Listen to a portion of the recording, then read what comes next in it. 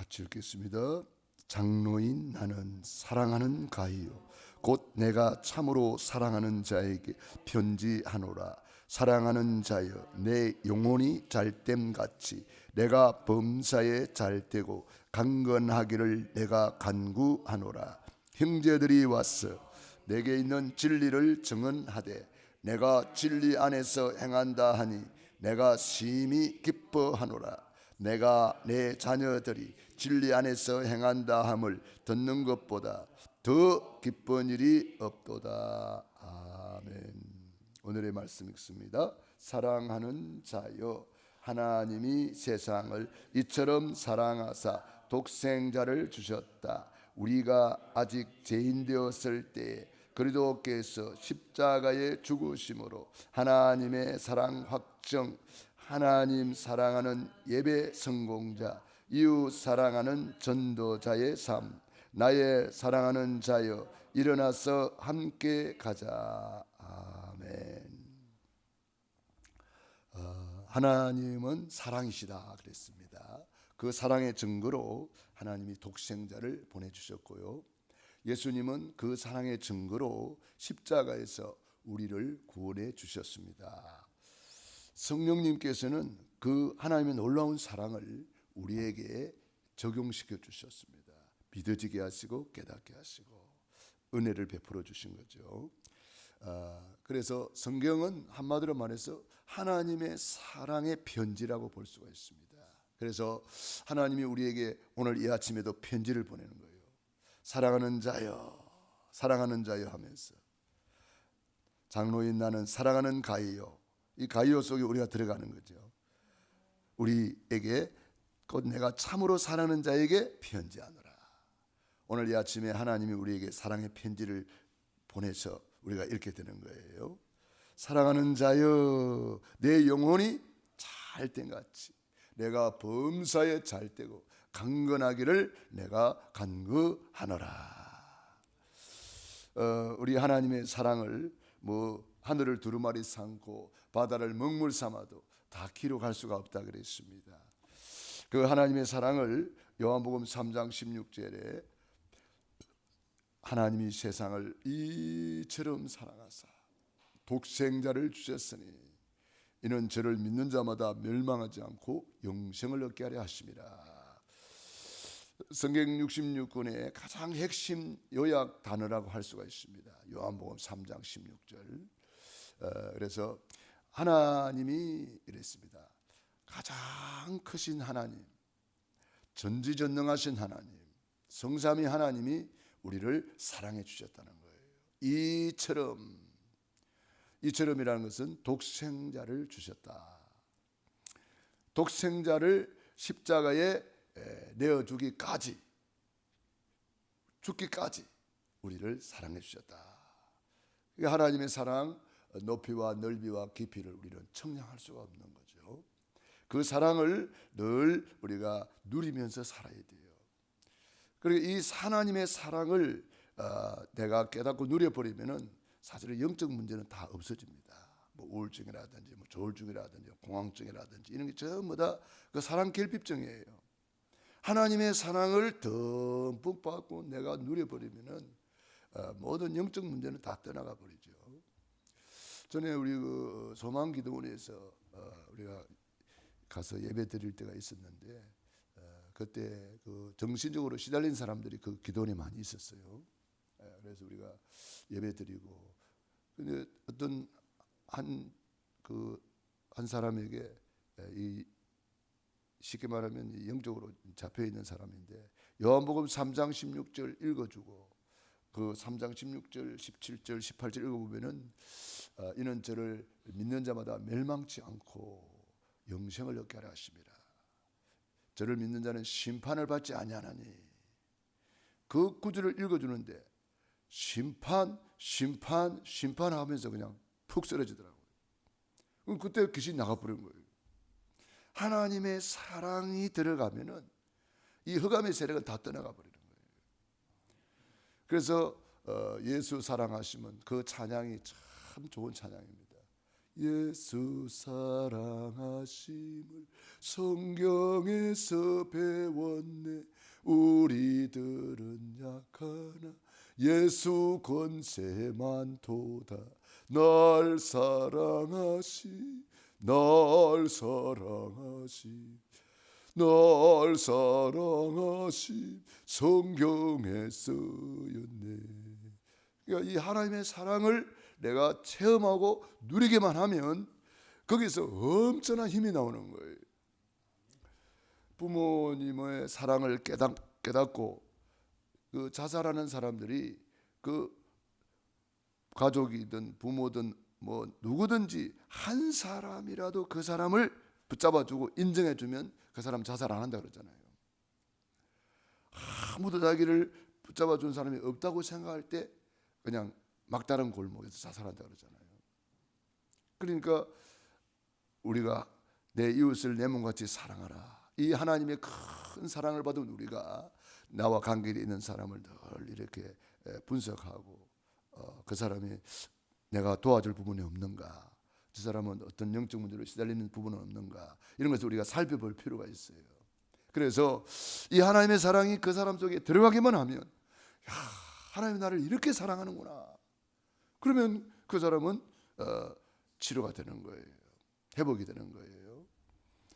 선다성이라는 사람이 너무 영적 문제 많아가지고 죽으려고 철길에 누워 있다가 그 전도지 한 장 이렇게 날라와가지고 요한복음 3장 16절 그 한 구절 읽고 그 사람이 일어섰잖아요. 요한복음 3장 16절 그걸 읽고 하나님의 사랑을 깨닫고 이 사람이 전도자가 된 거잖아요. 맨발의 성자라고 할 만큼 그 핍박을 받으면서도 복음을 전하는 전도자가 된 거죠. 우리가 이 하나님의 사랑을 진짜 깨달아 버리면요, 우리가 부모님의 사랑을 깨달아도 얼마나 행복하고 감사해요. 또 우리가 뭐 사람이 누가 나를 사랑해줘도 참 대단한 건데 선생님이 나를 사랑해준다, 그거 대단한 거잖아요.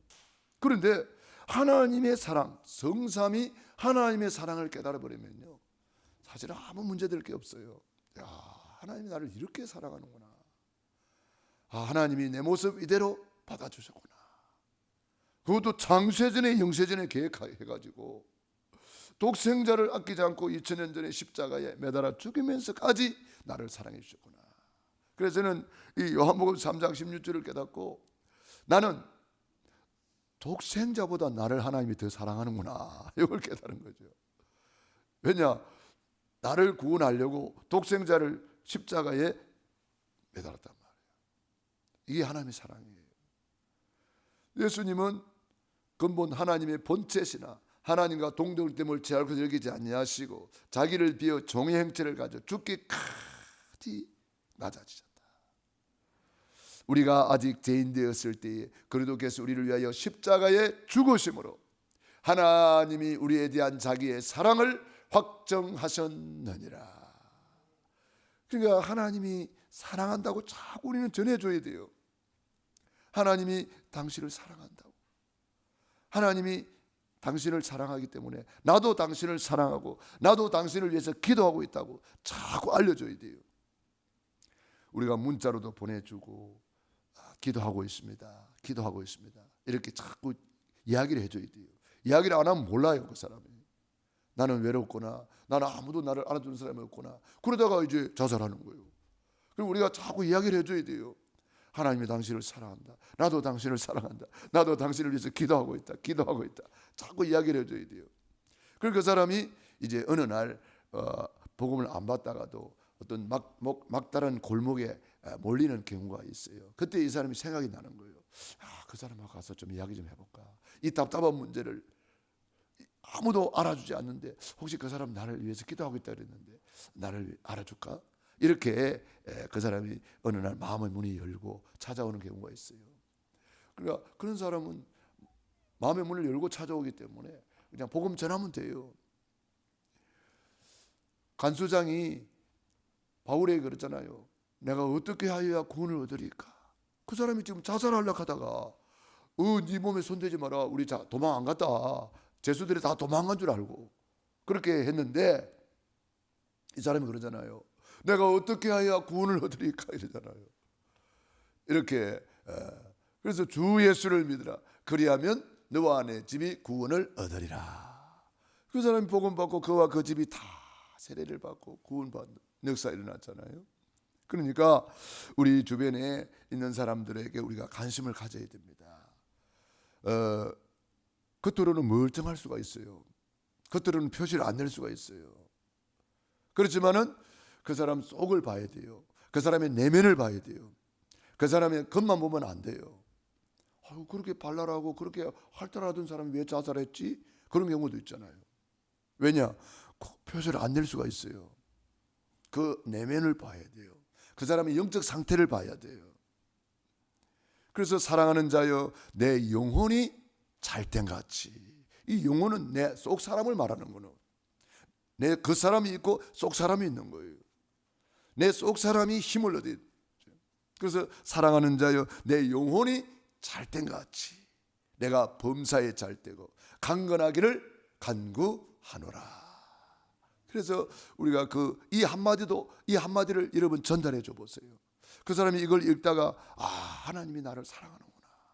이 하나님의 사랑을 깨닫기만 하면 그 사람은 힘이 나고 치료가 되고 회복이 되는 거예요. 하나님의 사랑. 우리가 그런 말을 하잖아요. 김길태라는 사람이 있어요. 그 사람이 왜 길태냐? 길에서 태어났다. 쉽게 말하면 버림받은 거예요. 그러니까 그 이름 속에 벌써 그 아이의 상처가 들어있는 거예요. 그 상처가 하나님의 사랑이 들어가 버리면 내가 길에서 태어났든 어디서 태어났든 아무 상관없거든요. 그런데 이 사람이 복음을 못 들었으니까, 복음을 들어도 받지를 않았는지 모르겠지만은 결국 사회에 큰 문제를 일으키고 그런 문제가 돼버린단 말이에요. 그러니까 어릴 때 받은 상처들이 고스란히 간직되어 있다가 이 크니까 영적 문제로 막 드러나는 거예요. 그래서 다른 사람을 막 죽이는 그런 일이 일어나는 거예요. 그러나 그 사람 속에 하나님의 사랑이 싹 들어가 버리면은 이 하나님의 사랑은 약 중의 약입니다. 어떠한 질병도 치료하는 거예요. 이 하나님의 사랑이 들어가고 하나님이 나를 이처럼 사랑하시는구나. 하나님이 내 모습 이대로 과거를 묻지 않는구나. 믿기만 하면 되는구나. 이 하나님의 사랑을 받아들이기만 하면 이는 저를 믿는 자마다 멸망치 않고. 저는 그 탤런트 김수미라는 분의 그 간증을 들어봤어요. 이 사람이 예수 믿은 지 얼마 안 됐나 봐요. 나이가 좀 많죠. 이 사람이 간증할 때 이러더라고요. 내가 진작 예수님을 더 빨리 믿었으면 얼마나 좋았을까. 그 김혜자가 자기 언니라 하더라고. 김혜자 언니가 그렇게 믿으라고 예수 믿으라고 교회 가자고 그렇게 할 때에 자기는 그냥 전혀 안 들었대요. 김혜자 그분이 이제 예수 믿잖아요. 이 사람이 막 전도를 많이 했나 봐요. 탤런트들 다 예수 믿으라고 교회 가자고 막 했는데 자기는 끝까지 안 들었대요. 그런데 어떤 계기가 되어서 자기가 예수를 믿고 보니까 아이고 내가 나이가 많아가지고 믿어가지고 이거 진작 예수 믿었으면 얼마나 좋았을까 막 그런 간증을 하더라고요. 고재봉이라는 사람도 그런 고백을 했어요. 내가 진작 예수님을 알았다면 나는 살인자는 안 됐을 텐데. 그런 간증을 남겼습니다. 진작 예수를 믿었더라면 나는 살인자는 안 됐을 텐데. 예수 믿는 사람이 어떻게 다른 사람을 그렇게 비참하게 죽일 수가 있겠어요. 예수님의 사랑을 깨달아 버리면은 아무 문제 될 게 없는데 그걸 못 깨달으니까 자기가 군대에 있을 때에 그 자기를 누명 씌워서 감옥으로 보냈던 그 상관 그거 죽이려고 이를 바닥바닥 갈고 있다가 나오자마자 바로 도끼를 들고 가서 그 사람 죽였는데 보니까 자기가 죽이려고 했던 사람이 아니고 다른 사람이에요. 그 사람은 벌써 이사가고 없고 다른 사람이 죽은 거예요. 신문을 딱 보니까. 그래가지고 이 사람이 막 양심의 가책을 느끼고 막 자기도 이렇게 하다가 이제 잡혀가지고 독방에 갇혀 있는데 누군가가 가서 그 사람을 위해서 이렇게 복음을 전해줬단 말이에요. 처음에는 복음 안 받았죠. 아무도 만나려고 하지도 않고 내가 죽이려고 했던 사람을 못 죽이고 아무 상관없는 사람을 자기가 죽여버렸으니까 그 양심이 얼마나 괴롭겠습니까? 너무너무 괴로워가지고 있는데 이 어떤 분이 기도하다 보니까 복음을 전하라는 거예요. 또 찾아가고 또 찾아가고 기도만 하면 하나님이 또 찾아가서 복음 전하라는 거예요. 고제 보니까 자꾸 찾아오니까 또 성경책을 자꾸 넣어주고 그러니까 이 사람이 성경책을 읽다가 역시 요한복음 3장 16절을 읽고 이 사람이 깨진 거예요. 밤에 그날따라 잠이 안 오니까 성경책을 넣어주고 갔으니까 이걸 한번 그냥 읽어본 거예요. 하필이면 요한복음 3장 16절을 읽었다니까. 이걸 읽고 이 사람이 이는 저를 믿는 자마다 멸망치 않고 영생을 얻게 하십니다. 하나님이 나도 사랑할까? 나 같은 죄인도 사랑할까? 이렇게 의구심을 가지고 그날 밤을 새우면서 그 성경 구절 한 구절만 붙잡고 계속 읽은 거예요. 그리고 그 사람 좀 만나고 싶다고 요청을 했습니다. 그래서 그 사람이 가서 이제 복음을 전해주고 이 사람이 예수님을 받게 된 거예요. 당신을 하나님이 얼마나 사랑하지 않았냐? 그 사랑을 알려주고 믿는 자는 멸망치 않고 영생을 얻는다는 이 한마디를 듣고 이 사람이 회개하고 변화되어서 얼마나 많은 사람을 전도했습니까? 그 감옥 안에 있는 사람들 막 다 전도했잖아요. 2,000명을 전도했다 그러잖아요. 그러면서 이제 사형장으로 이제 끌려갈 때도 하나님이 다 알려줬다 그러잖아요. 그래서 그날따라 다 모욕 제기하고 주님 만날 준비를 하고 있다는 거예요. 이제 보통 사형자로 끌려갈 때에 복음이 없는 사람들은요 가다가 막 쓰러지고 똥을 싸고 막 안 가려고 사형장으로 끌려가는 그것이 너무 힘들어서 그런데요. 그래서 죽는 현장에 보면은 그 사람이 구원받았는지 안 받았는지 분명히 안 돼요. 뭐 불교 믿는다 뭐 믿는다 그런 사람들도 사형장에 갖다 놓으면은 막 벌벌벌 떨고 막 사시나무 떨면서 그렇게 죽는데요. 그러나 복음이 진짜 있는 사람은, 구원의 확신이 있는 사람은 그런 거 없대요. 편안한 가운데 오히려 교도관을 전도하고 그 옆에 있는 사람은 나는 오늘 주님 만나러 갑니다. 여러분도 다 나와 같이 예수님 믿고 천국에서 만나기를 바랍니다. 다 전도하고 그리고 찬송 부를 때 나를 이렇게 사형 집행하라 그러잖아요. 그리고 찬송 부르다가 사형 집행 당했단 말이에요. 여러분 우리가 하나님의 사랑, 여러분 오늘 하나님의 사랑을 좀 깊이 묵상하시고 이 하나님의 사랑을 많이 체험하고 누리시기 바랍니다. 기도하겠습니다. 하나님 우리 아버지 감사합니다. 고맙습니다. 하나님이 우리를 이처럼 사랑하여 주셔서 감사합니다. 사랑하는 자여 내 영혼이 찰된 것 같이 내가 범사에 잘되고 강건하기를 내가 간구하노라. 하나님의 사랑을 많이 받았던 이 사도 가이오처럼 또 사랑을 많이 받았던 사도 요한처럼 우리도 이 큰 사랑을 받게 하시니 감사합니다. 이 사랑받은 우리가 이제는 내 이웃을 내 몸같이 사랑하여 전도자의 삶을 살게 하여 주시옵시고 이 사랑을 감사 감격으로 이제 예배드리며 하나님 앞에 나오게 하시니 감사합니다. 오늘도 새벽을 깨우며 기도하는 귀한 우리 렘넌트들과 우리 장로님, 우리 선교사님, 우리 전도사님, 우리 부목사님과 우리 모든 전도자들 축복하여 주시옵소서. 또 영상을 통해서 예배하는 우리 모든 전도자들 어느 곳에 있든지 함께 하시고 시공간을 초월하여 이 놀라운 사랑으로 덮어 주시옵시고 이 사랑에 감격 감사하여 예배드리고 감사 감격하여 주님 앞에 충성 봉사 헌신하며 주님 사랑을 감사해서 내 이웃을 내 몸같이 사랑할 수 있는 행하는 자로 말씀을 듣고 지식으로 믿는 신앙이 아니라 행할 수 있는 순종하는 사람으로 변화시켜 주시옵소서. 예수님 이름으로 기도드립니다. 아멘. 호흡 기도하겠습니다.